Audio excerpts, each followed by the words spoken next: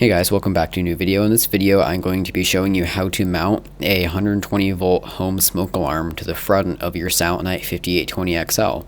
So the first thing I'm going to do, which I already did, was drill a pilot hole. You're going to want to do this obviously in the correct spot on the keypad. And then once you have the pilot hole, then you can go ahead and proceed to the next step.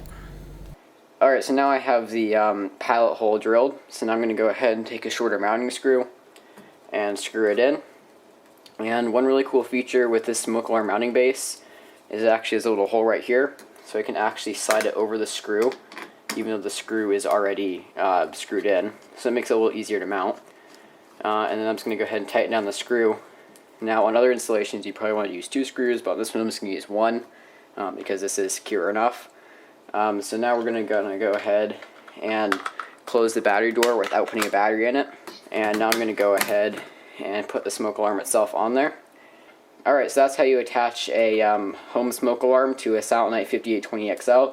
I hope you enjoyed this video, and I will see you next time.